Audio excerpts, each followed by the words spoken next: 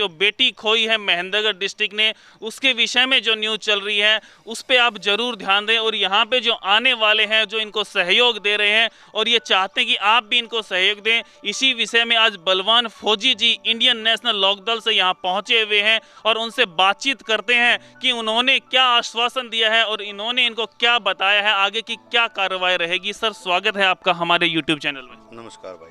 Sir, आज यहाँ आप पहुँचे, कैसे आपको खबर मिली, क्या आपके जो संज्ञान में ये मामला आया है, क्या कुछ करने का विचार है?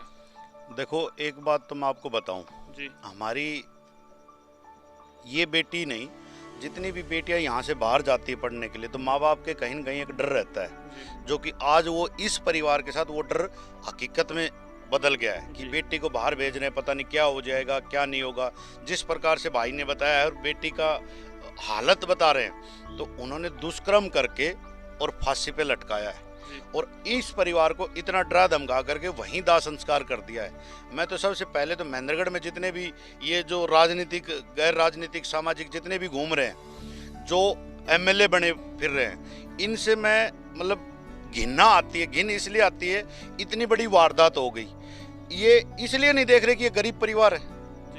अगर थोड़ा सा कोई पैसे वाला परिवार होता तो आज सारे के सारे वहाँ लाइन लगा के खड़े होते।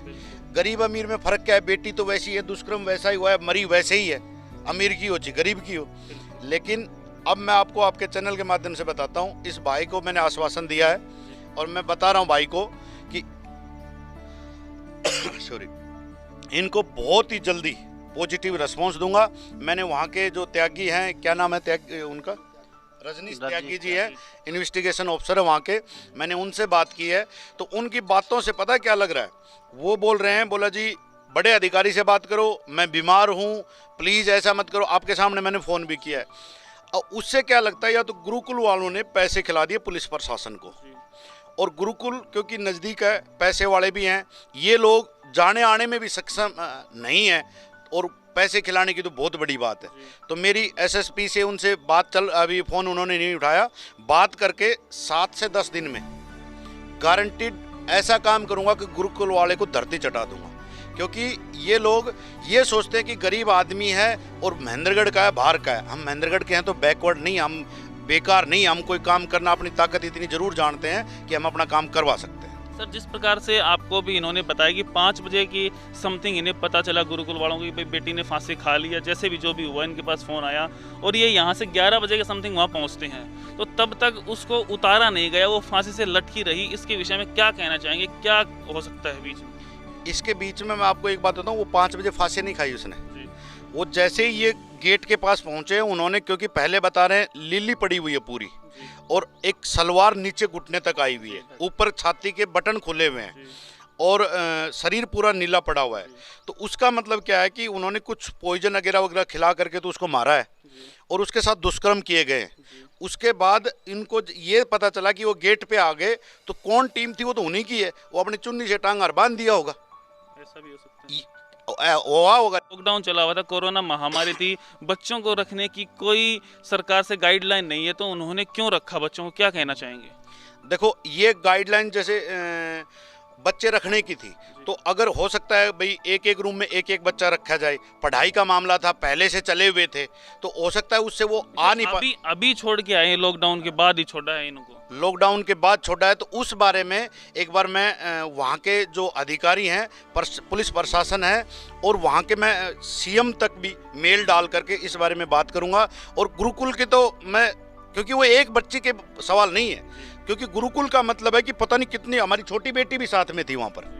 सर, जिस प्रकार से मैंने इनसे बात की थी, इन्होंने कल परसों मेरे को बताया था कि और लोगों से भी फ़ोन आ रहे हैं, जिस प्रकार जिनके बच्चे वहाँ रहते थे, एक 8-10 साल के बच्चे लड़के के साथ वहाँ पे दुष्कर्म हुआ, जिससे उसकी हड्डी जो बैकबोन है उसमें परेशानी चल रही है, उसके बारे में क्या कहना चाहेंगे आप?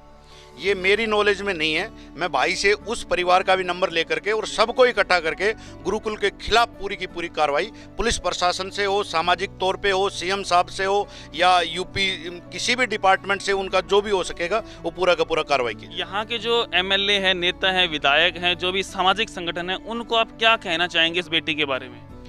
मैं तो सबसे एक रिक्वेस्ट करता हूँ, आप अगर सामाजिक काम करते हो तो छोटा बड़ा मत देखो। अगर आप एमएलए वोट इनका भी वैसा ही पड़ता है, बलवान फौजी का भी वैसा ही पड़ता है, आपका भी वैसा ही पड़ता है, किसी बड़े आदमी का भी वोट होता है वो उतना ही पड़ता है। तो उनको ये देखना चाहिए कि वोट इसके भी वोट से वो एमएलए जीतता हुआ। तो जिस प्रकार से इनका एक सवाल था कि जिस प्रकार से जो अभिनेता की मौत हुई थी, आपको पता है फांसी से हुई थी, पता नहीं जैसे भी हुई थी, जो वो मुंबई में हुई थी और उसका एफआईआर ये बता रहे हैं कि यहाँ पे बिहार में हुआ था, तो इनकी एफआईआर यहाँ नहीं ली गई, इनको कहा गया कि वहीं जाओ, उस पर क्या प्रतिक्रिया है आपकी? मैं आपको एक बात बताता हूँ, क्योंकि ये भाई पहले भी मैं बता चुका हूँ, थोड़ा सा एक आदमी जब पुलिस प्रशासन में आप जाओगे ना तो आदमी को ये देख लेते हैं यार ये कुछ नहीं करने वाला, चलो इसको इग्नोर कर दो। किसी पुलिस वाले की हिम्मत नहीं है। आप पूरे इंडिया में कहीं पर भी एफआईआर करवा सकते हैं। जो सुशांत सिंह राजपूत की हो सकती है तो हमारे भाई की क्यों नहीं हो सकती? तो वो चीज़ है। आप और जो वहाँ वालों ने प्रेशर बनाया, नोएडा वालों ने एफआईआर दर्ज, क्योंकि एक जगह एक ही एफआईआर दर्ज होती है पूरे इंडिया में, एक आदमी के खिलाफ, एक केस के जो पक्ष में होती है वो एफआईआर। तो पुलिस प्रशासन ने दबाव क्यों बनाया? क्योंकि गुरुकुल से पैसे मिल चुके थे कि यहाँ एफआईआर कर दो, वो आने में सक्षम नहीं है, अपने आप हो जाएगा। उनको ये नहीं पता था कि हम महेंद्रगढ़ वाले हैं, हम हरियाणा वाले हैं और हम कहीं भी किसी भी रूप में अपने बंदे को नहीं छोड़ते पीछे। और भाई के साथ अब हम तन मन धन से हैं और जी जान से इसकी सपोर्ट करेंगे। सर, अब वहीं पे कार्रवाई करोगे या केस को यहाँ ट्रांसफर करवाओगे? पहले तो वहाँ की मैं कार्रवाई देखूंगा कैसे क्या चल रही है। 7 से 10 दिन लगेंगे इसमें, क्योंकि नोएडा मेरे को थाने में भी जाना पड़ेगा, उनके एसएसपी या जो भी वहाँ अधिकारी हैं उनसे मिलना पड़ेगा। दूसरी चीज़, मैं गुरुकुल की भी एक पूरी कहानी निकलवाऊंगा पीछे तक की, पहले क्या हुआ है, क्या नहीं हुआ है, उसके सीसीटीवी फुटेज हैं। दूसरी चीज़, अगर मुझे कुछ भी गड़बड़ लगी और भाई जाने आने में सक्षम नहीं हुआ तो मैं सीएम साहब से, दोनों सीएम से, योगी जी से और खट्टर जी से, दोनों से बात करके ट्रांसफ़र यहाँ पर लेंगे कि वो सक्षम है तो वो यहाँ पर आए, ना कि हम वहाँ पर जाएं। बिल्कुल, जैसा कि सर ने बताया, बलवान फौजी इंडियन नेशनल लोकदल से उन्होंने इस परिवार को अपना मत दिया, समर्थन दिया, कहा कि मैं आपके साथ हूं और जैसा भी होगा तन मन धन से मैं आपकी जो मदद है वो करूंगा और जो भी हो पाएगा वो सारी, जितना भी लगेगा, जो भी लगेगा मैं लगाऊंगा। आपकी भी बेटी है, आपका भी हक बनता है कि इसके न्याय के लिए आप लड़ें। देखते रहिए हमारे YouTube चैनल को। धन्यवाद।